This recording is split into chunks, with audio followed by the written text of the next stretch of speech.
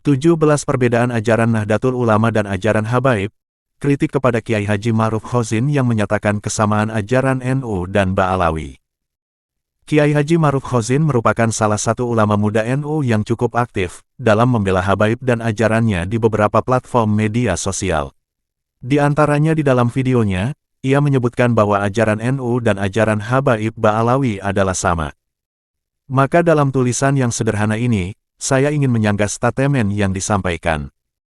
Adapun poin-poin yang dapat diambil dari videonya yang diunggah di Nabawi TV, ia menyebut bahwa tradisi haul dan amaliyah bersama. Salah satu bukti konkret kesamaan amaliyah adalah tradisi haul. Beliau menyebutkan bahwa Rasulullah Shallallahu Alaihi Wasallam sering mengingat-ingat zikro Sayyidah Khadijah, yang menjadi dasar pelaksanaan haul, zikro wafat, dan amalan seperti tahlil, talqin mayit, dan zikir saat ziarah kubur, tasbih, takbir, tahlil, memiliki landasan hadis yang sama, seperti riwayat Imam Ahmad, tentang saat wafatnya sahabat Sa'ad bin Mu'az. Tentu bagi yang menelah buku yang saya terbitkan dengan judul, Membongkar Ajaran Khurafat Habaib Ba'alawi, telah menyebutkan 455 ajaran khurafat Ba'alawi, dapat memahami perbedaan antara ajaran Nahdlatul Ulama dan Habaib Ba'alawi. Barangkali Kiai Haji Ma'ruf Khozin tidak menelah buku-buku Habaib Ba'alawi, atau barangkali tidak menelah ajaran-ajaran Habaib Ba'alawi yang bertentangan dengan ajaran Islam, atau mungkin mengetahui ajaran-ajaran tersebut, tetapi pura-pura menutup mata dari itu semua. Yang jelas, hanya Kiai Ma'ruf Khozin yang tahu tentang dirinya sendiri. Langsung to the point saja dalam menjelaskan perbedaan antara ajaran Habaib Ba'alawi dan ajaran Nahdlatul Ulama. Berikut ini adalah sebagian dari perbedaannya. 1. Standar kemuliaan manusia. Nahdlatul Ulama memandang bahwa kemuliaan seorang manusia ditentukan oleh ilmu dan ketakwaan, sebagaimana ditegaskan dalam Al-Quran. Muqaddimah Qonun Asasi, Hadratus Syekh Kiai Haji Hashim Asy'ari, halaman 19. Allah Subhanahu wa Ta'ala berfirman, "Wahai manusia, sungguh kami telah menciptakan kamu dari seorang laki-laki dan seorang perempuan, kemudian kami jadikan kamu berbangsa-bangsa dan bersuku-suku agar kamu saling mengenal. Sesungguhnya yang paling mulia di antara kamu di sisi Allah ialah orang yang paling bertakwa. Sesungguhnya Allah Maha Mengetahui, Maha Teliti." Quran Surat Al-Hujurat, ayat 13. Sementara di dalam ajaran Habaib Ba'alawi, bahwa kemuliaan sering diukur berdasarkan nasab keturunan. Di dalam kitab Bughyatul Mustarsyidin, karya Abdurrahman Al-Masyhur disebutkan, sesungguhnya, Ahlul Bait adalah manusia paling utama, dan keluarga Abi Alawi, Habaib Ba'alawi, adalah golongan Ahlul Bait yang paling utama, karena mereka mengikuti sunnah, dan karena telah masyhur dari mereka, ilmu, ibadah, akhlak yang baik, kemurahan hati, serta takwa, secara ijma. Bughyatul Mustarsyidin, Habib Abdurrahman bin Muhammad Al-Masyhur, halaman 834, volume 2. Dan Habib Zain bin Sumaid juga telah menegaskan, "Aku menemukan sebuah kutipan yang disandarkan kepada tuanku, seorang yang arif billah mengenal Allah, As-Sayyid Wajihuddin Habib Abdurrahman bin Mustafa Al-Idrus Ba'alawi." Kutipan tersebut berisi gambaran sebuah perdebatan antara pihak yang berpendapat tentang keutamaan kemuliaan nasab keturunan, dan pihak yang berpendapat tentang keutamaan kemuliaan ilmu. Di antara isinya, bahwasanya pihak yang mengunggulkan kemuliaan nasab melontarkan pertanyaan kepada pihak yang mengunggulkan kemuliaan ilmu, jika seorang syarif keturunan Nabi menjadi gila, apakah ia tetap disebut sebagai seorang syarif atau tidak? Maka pihak lawan menjawab, ya, ia tetap disebut syarif. Lalu pihak pendukung nasab berkata, sedangkan seorang alim ulama, jika ia menjadi gila, maka ia tidak lagi disebut sebagai seorang alim. Maka pada saat itulah hujah argumen menjadi kuat, dan jelaslah perbedaan antara kemuliaan yang bersifat zati, melekat pada zat, darah, dan kemuliaan yang bersifat arodi, atribut yang bisa hilang. Perdebatan ini muncul dengan asumsi bahwa kemuliaan zati tersebut terlepas dari kemuliaan arodi. Maksudnya, membandingkan nasab murni tanpa ilmu dengan ilmu murni tanpa nasab. Dan semuanya adalah karunia dari Allah. Al-Manhajus Sawi, Syarah Usyul Thariqah As-Sadah Al-Abi Alawi, Habib Zain bin Ibrahim bin Smith, Darul Ilmi Wad Dawah, Tarim, cetakan 2, 2017, halaman 389. 2. Pernikahan dengan Syarifah. Nahdlatul Ulama memandang bahwa menikahi Syarifah dibolehkan, selama memenuhi syarat-syarat syariat yang tertera di dalam fikih dari salah satu 4 mazhab Syafi'i, Hanafi, Maliki, maupun Hambali. Di dalam ADART NU Pasal 5, Nahdlatul Ulama berakidah Islam menurut faham Ahlus Sunnah wal Jamaah, dalam bidang akidah mengikuti mazhab Imam Abu Hasan al-Asy'ari dan Imam Abu Mansur al-Maturidi, dalam bidang fikih mengikuti salah satu dari 4 mazhab, yaitu Imam Hanafi, Imam Maliki, Imam Syafi'i, dan Imam Hanbali, dan dalam bidang tasawuf mengikuti mazhab Imam Al-Junaid al-Baghdadi, dan Imam Abu Hamid al-Ghazali. Sementara di dalam ajaran Habaib Ba'alawi bahwa, menikahi Syarifah oleh non-Sayyid dianggap haram. Di dalam Bughyatul Mustarsyidin, Habib Abdurrahman al-Masyhur berkata, seorang wanita Syarifah Alawiyah, Habibah, dipinang oleh pria yang bukan Syarif non-Sayyid, maka aku berpendapat tidak bolehnya, tidak sah pernikahan tersebut, meskipun si wanita merestui, dan walinya pun ridho. Hal ini dikarenakan, nasab yang mulia dan sahih ini, tidak dapat ditandingi dan tidak boleh diincar secara sembarangan. Selain itu, setiap orang dari keturunan Sayyidah Az-Zahra, memiliki hak di dalam nasab tersebut, baik kerabat yang dekat maupun yang jauh. Maka bagaimana mungkin bisa mengumpulkan mereka semua, dan mendapatkan keridhaan mereka untuk melepaskan hak tersebut.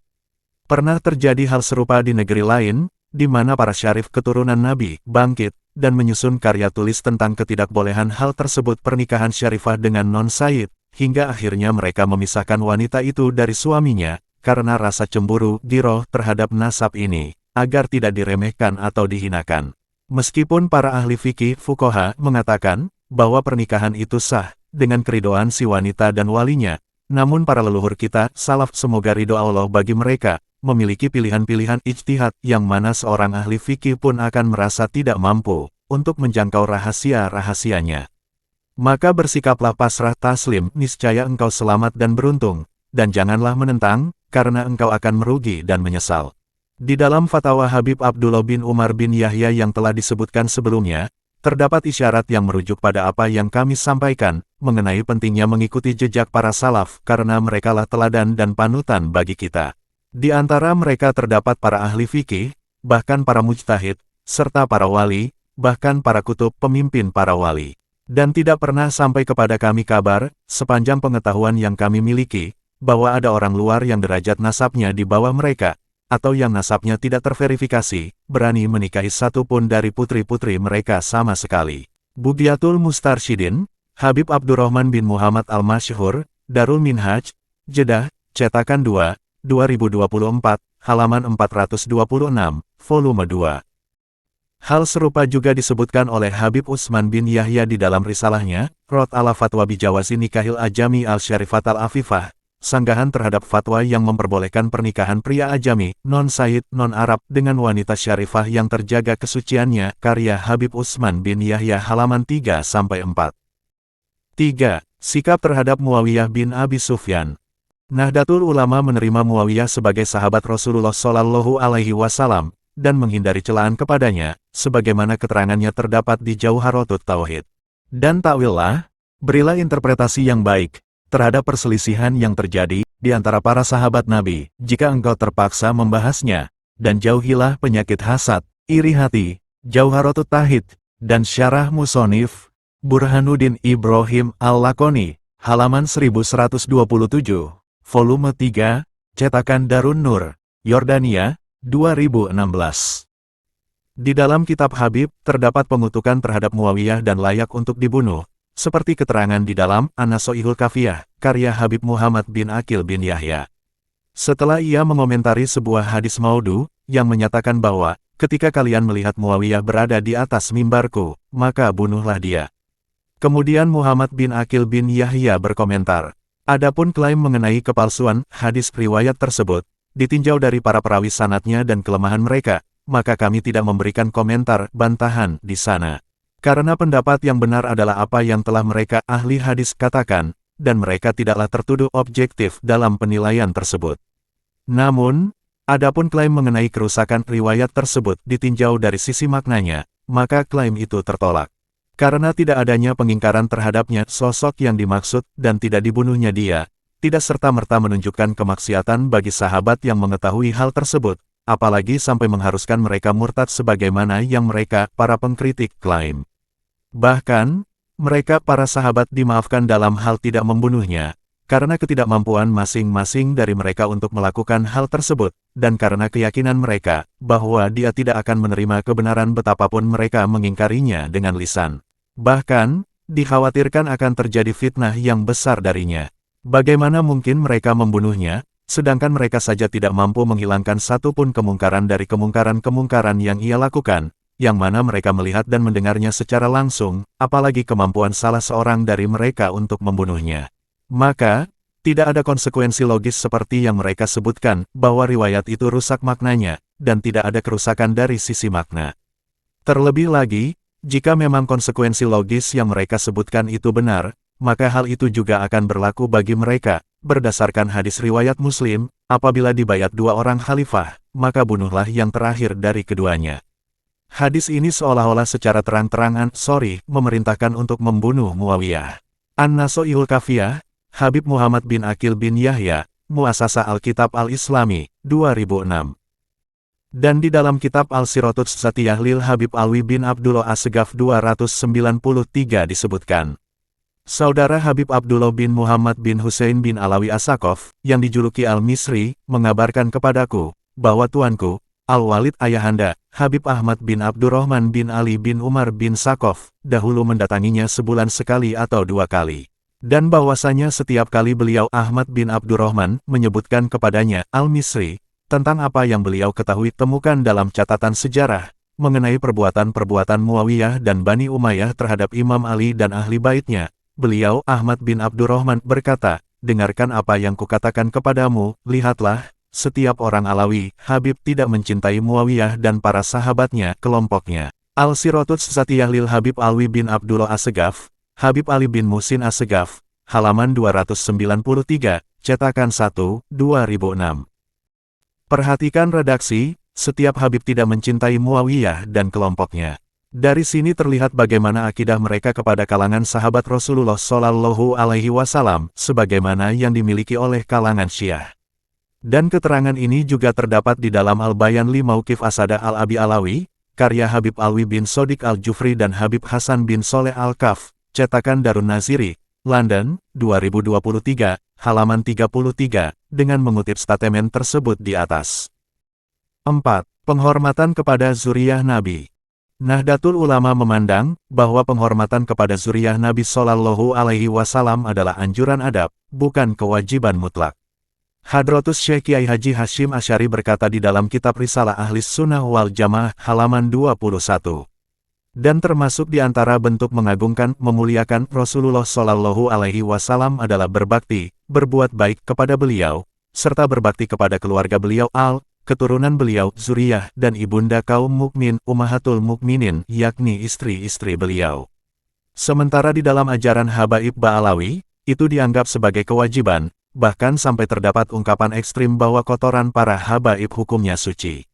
Di dalam Takliqat Rihlatil Asyawakil Qawiyah, dengan pengetahuan bahwa di antara sifat-sifatnya Syekh Abdullah Basaudan, adalah kecintaan yang amat dalam kepada Ahlul Bait Nabi Al-Alawiyin, para Habaib, dan beliau, Syekh Abdullah Basaudan, tidak membedakan kecintaannya, baik kepada para pembesar Habaib, dan yang kecil, anak kecil, Habaib yang bukan tokoh dari mereka, para Habaib, baik laki-laki, Habaib, dan perempuan, Habibah, Hubabah, hingga sampai pada keyakinan bahwa, kotoran mereka, Habaib, itu suci. Taklik Rihlatil Asyawakil Qawiyah, Habib Abdullah bin Muhammad Assegaf, cetakan 1404 Hijriah, halaman 149.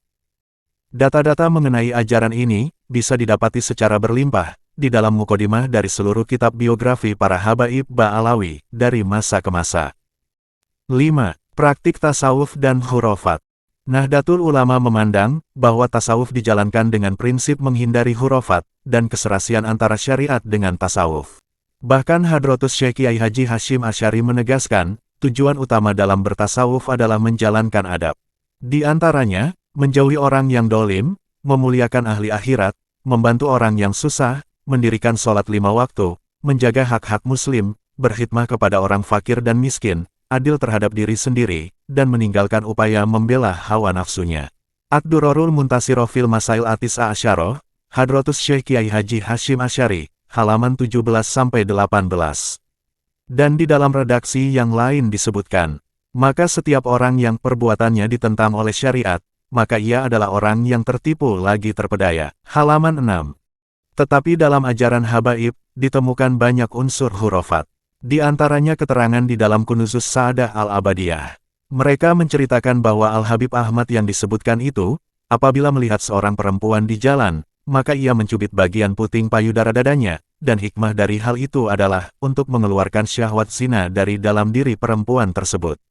Salah seorang dari para Habib berkata kepada istrinya, "Jika engkau membiarkan pamanku, Habib Ahmad, mencubit puting payudara dadamu, dan aku pun telah melakukan ini dan itu terhadapmu dengan berbagai bentuk perbuatan, yakni hubungan suami istri." Kemudian pada suatu hari, datanglah perempuan itu berjalan bersama suaminya di jalan tersebut, maka tiba-tiba Al-Habib Ahmad sedang menuju ke arah mereka. Lalu perempuan itu mempercepat jalannya dan menyelinap menghindar karena takut kepada Al-Habib Ahmad, dan kepada suaminya, maka Al-Habib Ahmad pun menyelinap, mengikuti dari belakangnya. Beliau berkata kepadanya, "Engkau tidak punya alasan untuk menghindari cubitan dari pamanmu Ahmad, meskipun engkau menyelinap." Maka beliau menyusulnya dan mencubit bagian puting payudara dadanya sementara suaminya menyaksikan. Kemudian beliau berkata kepadanya, "Engkau akan melahirkan 7 anak, semuanya akan menunggang kuda meskipun bertentangan dengan kehendak suamimu." Kunuzus Sa'adah Al-Abadiyah fi Majmu' Kalam Habib Ali Al-Habsyi, Muhsin bin Abdullah As-Segaf, manuskrip, halaman 237-238. Ini adalah satu dari sekian ratus hurufat yang terdapat dalam kitab-kitab Habaib Ba'alawi, dan sudah saya kumpulkan di dalam buku Membongkar Ajaran Hurufat Habaib Ba'alawi. Di dalamnya terdapat 455 hurufat Ba'alawi. 6. Keyakinan terhadap karamah. Nahdlatul Ulama tidak mewajibkan percaya kepada setiap klaim karamah yang dinisbatkan kepada seorang tokoh. Sementara dalam ajaran habaib, karamah dari kalangan mereka dianggap wajib dipercayai, meski tampak melanggar syariat. Di dalam kitab Syarhus Sudur, Habib Abdurrahman Al-Masyhur berkata ketika dibacakan di hadapannya pembahasan mengenai sikap taslim menerima tunduk kepada para arif billah dalam hal-hal yang tampak menyalahi lahiriah syariat, bahwasanya Al-Habib Ali bin Salim bin Syekh Abu Bakar bin Salim pernah dikeluhkan oleh sebagian orang kepada gurunya, yaitu Habib Abu Bakar bin Abdullah Al-Atas. Maka sang guru berkata, "Bersikap pasrahlah, terimalah kalian kepada Ali bin Salim, karena sesungguhnya ia telah mendapat izin khusus, dan ia tidak melakukan sesuatu, kecuali dengan izin tersebut." Dan sebagian para sadah kaum Said juga pernah mengeluhkan beliau, Habib Ali bin Salim, kepada Habib Muhsin bin Alawi As-Sakaf, bahwasanya beliau, Habib Ali, mencaci dan menyakiti mereka dengan perkataan. Maka Habib Muhsin berkata kepada mereka, "Berbaik sangkalah husnuzon kepadanya, karena sesungguhnya ia telah mendapatkan izin. Ia tidak melakukan sesuatu, dan tidak berucap, kecuali berdasarkan izin ketuhanan Isni Robani." Syarhus Sudur fi Manaqib Habib Abdurrahman Al-Masyhur, Habib Ali bin Abdurrahman Al-Masyhur, Darul Usyul Tarim, halaman 178. 7. Sikap terhadap taklid. Nahdlatul Ulama tidak mengajarkan taklid buta kepada tokoh-tokoh tertentu, tetapi boleh untuk bersikap kritis yang berdasarkan atas dalil. Namun di dalam ajaran Habaib Ba'alawi, mereka mengajarkan taklid buta kepada tokoh tertentu, dan harus memposisikan dirinya sebagaimana mayit di hadapan pemandinya. Di dalam Duhurul Haqa'iq ditegaskan, dan hendaknya, ia menjadikan dirinya seperti mayat di hadapan orang yang memandikannya, agar ia meraih kemenangan agung, dan mencapai tingkatan kemuliaan dan kehormatan. Duhurul Haqa'iq fi Bayanit Toro'ik, Habib Abdullah bin Alwi Al-Atas, manuskrip, halaman 28. 8. Sikap gulu berlebihan. Nahdlatul Ulama menghindari sikap gulu dalam agama, baik kepada tokoh maupun nasab. Karena al-gulu dilarang di dalam Islam, sebagaimana di dalam hadis Rasulullah Shallallahu Alaihi Wasallam. "Janganlah kalian memujiku secara berlebihan, sebagaimana kaum Nasrani memuji Ibnu Maryam. Sesungguhnya, aku hanyalah hambanya, maka katakanlah, hamba Allah dan Rasul-Nya." Hadis riwayat Bukhari. Sementara di dalam ajaran habaib, sering terdapat gulu terhadap tokoh dan nasab, seperti tokoh Habib yang dianggap sebagai nabi. Di dalam kitab Tazkirun Nas disebutkan, "Dan para salaf kami, Habaib Ba'alwi, apabila datang kepada mereka seorang wali, mereka sangat mengagungkannya di hadapan kami, hingga kami melihatnya seakan-akan dia seorang nabi, karena begitu agungnya dalam pandangan kami. Dan ketika tiba waktu pemakaman Al-Habib Sholih, seorang laki-laki dari penduduk Ibroh, yaitu sebuah desa di Lembah Amat, berkata kepada temannya, aku melihat bahwa Sayyid Habib ini adalah seorang wali. Maka temannya menegurnya, mengingkari ketidaktahuannya terhadap Al-Habib Sholih, seraya berkata, wali, tidaklah dia itu kecuali nabi. Yakni karena sangat mulianya beliau di mata mereka. Dan Al-Habib Abu Bakar bin Abdullah hadir mendengar percakapan keduanya, lalu beliau tertawa hingga terbahak-bahak, merasa takjub terhadap ucapan kata-kata tersebut. Tazkirun Nas Majmu' Kalam Habib Ahmad bin Hasan Al-Atas, Habib Abu Bakar Atas Al-Habsyi, Matba'ah Mahat Huroidoh, Maktabah Al-Makruf, halaman 206. 9. Isu rasisme. Nahdlatul Ulama menolak segala bentuk rasisme. Sementara di dalam kitab Habaib, terdapat ajaran atau praktik yang mengajarkan rasisme. Di dalam kitab An-Nahrul Mawrud. Kemudian, sekelompok orang dari bangsa Ajam, yakni non-Arab berkumpul. Lalu salah satu dari mereka berkata, aku adalah pemimpin atas kalian. Maka yang lainnya menjawab kepadanya, dan kami pengikutmu. Lalu mereka pun mematuhi perintahnya dan tunduk kepadanya. Apakah bangsa Arab lebih utama, meskipun mereka sedikit tunduk kepada pemimpin mereka? Ataukah bangsa Ajam, karena mereka cepat tunduk dan sopan kepada pemimpin mereka? Lalu dijawab, justru bangsa Arab lebih utama, karena alasan mereka berselisih dan masing-masing ingin menjadi pemimpin bukan karena kedunguan, tapi karena dalam diri mereka terdapat sifat-sifat kesempurnaan dan perasaan sadar bahwa dirinya pantas dan layak untuk memimpin. Adapun bangsa Ajam, maka mereka itu hanyalah seperti binatang ternak, yang mengikuti siapa saja yang bersuara memanggil. An-Nahrul Mawrud fi Majmu' Kalam Habib Idrus bin Umar Al-Habsyi, Habib Abaidillah bin Muhsin As-Segaf, manuskrip, halaman 4, volume 2. 10. Penetapan nasab melalui jalur ibu. Nahdlatul Ulama menerima nasab dari jalur ayah maupun ibu, karena memandang bahwa penerus dakwah Rasulullah Shallallahu Alaihi Wasallam adalah nutfah nubuwah. Dalam ajaran Habaib, menolak pengakuan nasab dari jalur ibu. Oleh karenanya, sangat jarang didapati biografi dari para habaib yang menyebutkan dari jalur perempuan.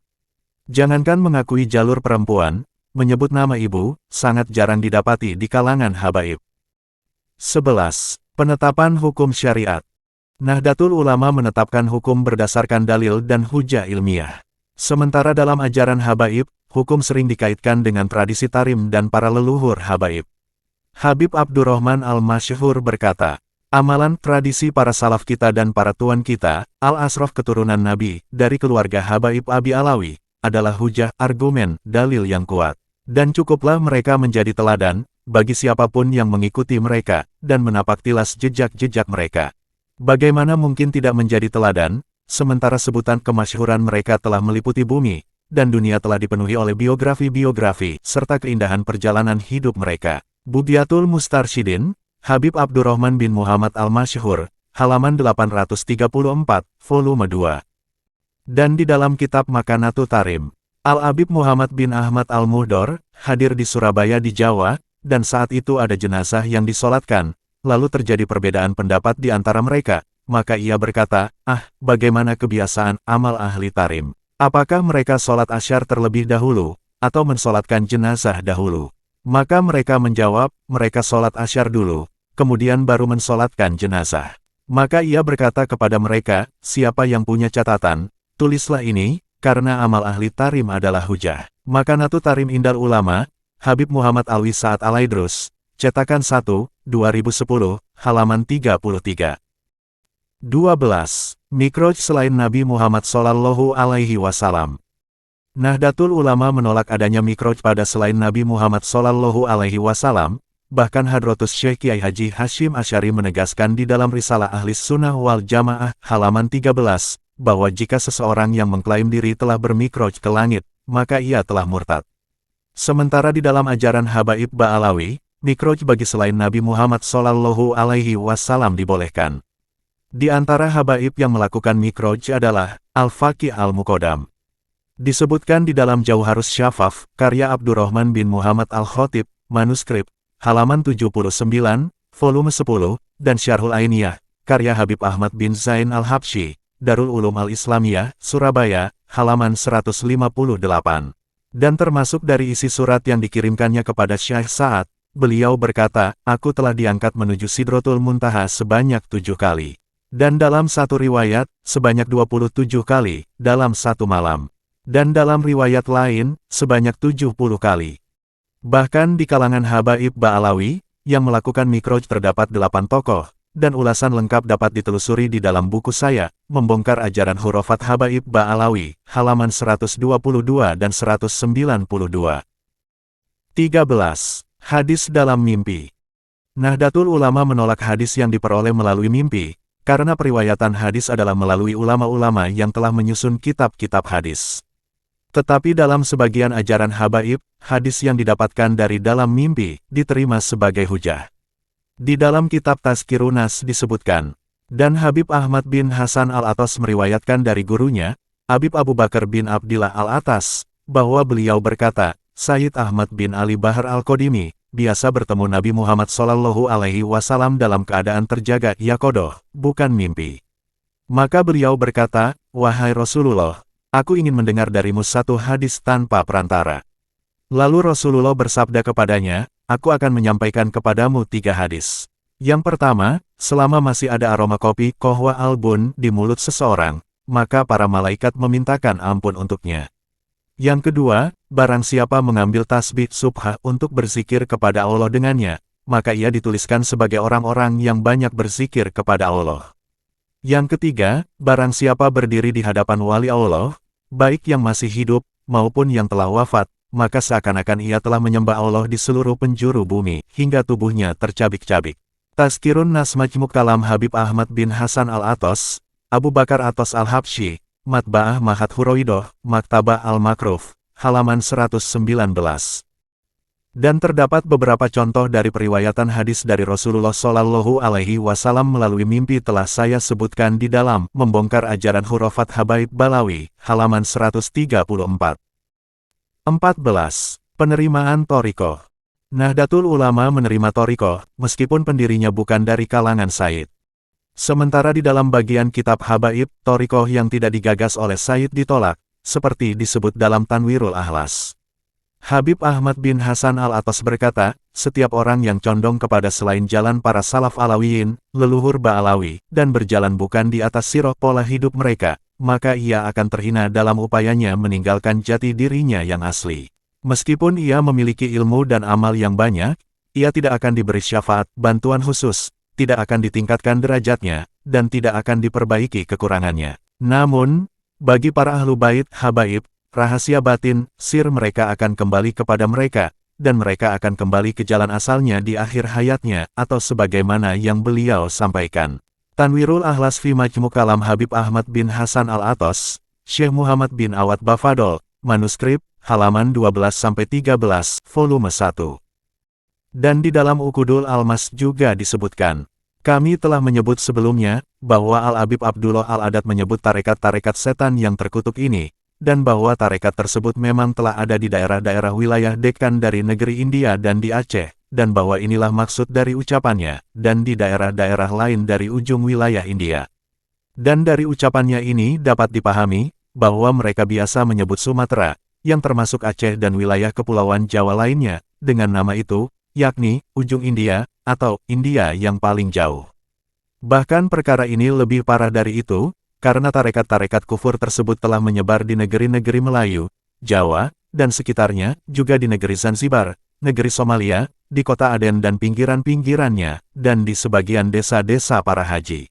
Semuanya itu telah tersebar, dengan mengatasnamakan diri sebagai bagian dari tarekat-tarekat terkenal, seperti Naqsyabandiyah dan Qadiriyah, sementara sebagian lainnya tidak berafiliasi pada nama apapun. Uqudul Almas fi Manaqib Habib Ahmad bin Hasan Al-Atas, Habib Alwi bin Thohir Al-Haddad, Matba'ah Al-Madani, cetakan 2, 1968, halaman 107, volume 1. Dan sebagai tambahan, telah saya ulas berbagai macam ajaran dalam tarekat Ba'alawi, yang memposisikan diri sebagai thariqah yang terbaik, dan dapat ditelusuri dalam buku, Membongkar Ajaran Hurufat Habib Ba'alawi, halaman 387. 15. Penegakan hukum. Dalam Nahdlatul Ulama, seseorang diterapkan hukum syariat dengan berdasarkan atas perbuatannya, tanpa melihat nasab. Sementara di dalam ajaran Habaib Ba'alawi, diyakini bahwa Habaib yang terbukti bersalah dan menentang hukum syariat, tidak boleh dihukum atas perbuatannya, lantaran keistimewaan nasabnya.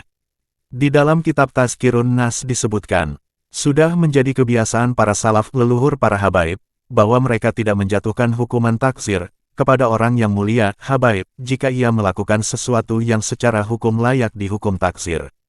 Mereka juga tidak memukul istri, jika ia melakukan sesuatu yang secara hukum layak dipukul. Mereka tidak menjalankan pembatalan pernikahan oleh istri, meskipun terdapat sebab yang membolehkan hal itu. Meskipun semua itu telah ditetapkan dalam syariat, mereka hanya menetapkannya secara hukum, namun tidak melaksanakannya secara praktis. Tazkirun Nas Majmu' Kalam Habib Ahmad bin Hasan Al-Atos, Abu Bakar Atos Al-Habsyi, Matba'ah Mahat Huraidoh, Maktabah Al-Makruf, halaman 314. 16. Glorifikasi nasab. Nahdlatul Ulama menolak glorifikasi nasab secara berlebihan, sehingga memandang nasab dan leluhur sebagai sejarah yang harus diteladani, bukan untuk dibanggakan.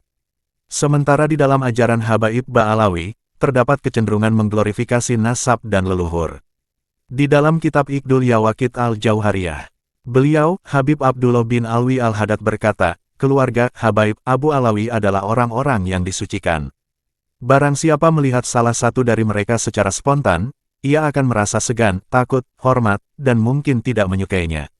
Namun jika ia menguji batinnya, ia akan mendapati bahwa batinnya bertolak belakang dengan penampilan luarnya. Iqdul Yawaqit Al-Jauhariyah, Habib Idrus bin Umar Al-Habsyi, Darul Ilmi Wat Dawah, Tarim Hadramaut, Tahqiq Muhammad Abu Bakar Basib, halaman 220, volume 1. Dan dapat dikaji secara mendalam di buku Membongkar Ajaran Khurafat Habib Ba'alawi, halaman 400. 17. Sikap kebangsaan. Nahdlatul Ulama menerima Pancasila dan menolak konsep khilafah. Sementara di dalam sebagian ajaran Habaib, terdapat dukungan terhadap khilafah, sebagaimana disebut dalam Bughyatul Mustarsyidin. Masalah bin Yahya mengenai kapan suatu wilayah menjadi Darul Islam, wilayah Islam. Dan apakah status tersebut terputus jika orang kafir menguasainya? Setiap wilayah yang pernah ditempati oleh seorang Muslim, yang mampu mempertahankan diri dari kaum kafir harbi pada suatu masa tertentu, maka wilayah tersebut menjadi Darul Islam. Hukum-hukum Islam berlaku di sana pada masa itu dan masa-masa setelahnya, meskipun kemampuan pertahanan umat Muslim telah terputus, karena penguasaan orang-orang kafir atas mereka, atau karena mereka dilarang memasukinya, atau diusir darinya. Dalam kondisi demikian, penyebutan wilayah tersebut sebagai Darul Harbi, wilayah perang, hanyalah secara lahiriah, formal, bukan secara hukum. Maka dapat diketahui bahwa, tanah Betawi, bahkan sebagian besar tanah Jawa, adalah Darul Islam, karena umat Islam telah menguasainya terlebih dahulu sebelum orang-orang kafir. Bughyatul Mustarsyidin, Habib Abdurrahman bin Muhammad Al-Masyhur, halaman 649, volume 2. Seluruh keterangan tentang adanya perbedaan metodologi dan ajaran, antara Habaib Al-Ba'alawi, dan Ahlus Sunnah wal Jamaah secara umum ini, disebutkan secara eksplisit dalam kitab Habaib Ba'alawi sendiri, yaitu, Al-Bayan li Mauqif Asada Al-Ba'alawi, halaman 47, dan di sana ditegaskan, bahwa mazhab dan akidah Ba'alawi adalah akidah leluhur. Sebagaimana berikut. Habib Muhammad bin Ahmad Asyatiri berkata, kaum Alawiyin adalah kaum sufi dalam mazhab mereka, namun mereka tidak bertaklid kepada Imam Syafi'i dalam seluruh perkara, bahkan mereka menyelisihi mazhab beliau dalam banyak masalah, dan mereka juga berakidah Asy'ariyah, namun mereka menyelisihi Imam Al-Asy'ari dalam banyak masalah. Maka kaum Alawiyin itu memiliki mazhab khusus bagi mereka sendiri, yang mereka terima dari para leluhur mereka yang mulia, namun ketika mereka mendapati bahwa mayoritas kebenaran itu selaras dengan mazhab Syafi'i dan mazhab Asy'ari, mereka pun menisbatkan diri kepada keduanya, dengan tetap mengetahui adanya masalah-masalah yang mereka menyelisihi kedua mazhab tersebut. Habib Ahmad bin Hasan Al-Atas berkata, tidaklah semua isi yang terdapat dalam kitab-kitab kaum Alawiyin boleh dianggap sebagai mazhab mereka, bahkan yang demikian itu, pada umumnya adalah mazhab orang yang dinukil darinya, atau mazhab sebagian manusia, dan sesungguhnya mazhab mereka, hanyalah apa yang mereka istinbat sendiri dari nas-nas Al-Quran yang muhkam dan hadis-hadis yang sahih, serta apa yang bersambung kepada mereka melalui periwayatan dari para leluhur mereka yang mulia saja. Berdasarkan uraian di atas, dapat disimpulkan, bahwa terdapat perbedaan fundamental yang sangat nyata antara ajaran Nahdlatul Ulama (NU) dan ajaran Habaib Ba'alawi. Meskipun sering dianggap sama dalam tataran tradisi lahiriah, seperti haul dan tahlil, kedua entitas ini memiliki perbedaan prinsipil dalam berbagai aspek berikut. Paradigma kemuliaan. NU menetapkan ketakwaan dan ilmu sebagai standar kemuliaan manusia sesuai Al-Quran, sedangkan ajaran Habaib cenderung mengunggulkan kemuliaan yang bersifat zati atau melekat pada nasab keturunan. Hukum sosial dan pernikahan. NU mengikuti ketentuan fikih 4 mazhab yang memperbolehkan pria non-sayyid menikahi syarifah, sementara ajaran Habaib melarangnya demi menjaga hak nasab secara kolektif. Sikap keagamaan dan politik historis. NU menghormati seluruh sahabat Nabi, termasuk Muawiyah bin Abi Sufyan, berbeda dengan literatur Habaib yang memuat kecaman terhadapnya, serta adanya doktrin untuk tidak mencintai kelompok tersebut. Praktik tasawuf dan penghormatan tokoh. NU mengintegrasikan tasawuf dengan syariat, serta menghindari hurufat. Sebaliknya, dalam ajaran Habaib ditemukan banyak unsur hurufat, kewajiban taklid buta kepada guru, hingga sikap gulu berlebihan yang memposisikan tokoh mereka setara dengan derajat Nabi. Visi kebangsaan dan kesetaraan. NU menolak rasisme dan menerima Pancasila, sementara dalam kitab tertentu Habaib ditemukan pandangan rasis terhadap bangsa Ajam non-Arab, serta adanya dukungan terhadap konsep khilafah. Perbedaan-perbedaan ini menunjukkan bahwa klaim mengenai kesamaan mutlak antara ajaran NU dan ajaran Habaib Ba'alawi adalah statement yang tidak akurat secara ilmiah dan literatur. Pada faktanya, kaum Alawiyin memiliki mazhab khusus, yang dalam banyak masalah justru menyelisihi mazhab Asy'ari dan Syafi'i yang menjadi pegangan utama Nahdlatul Ulama. Apakah Kiai Ma'ruf Khozin tidak memahami hal ini? Penulis, Abdul Aziz Jazuli, Serang, tanggal 12 Januari tahun 2026.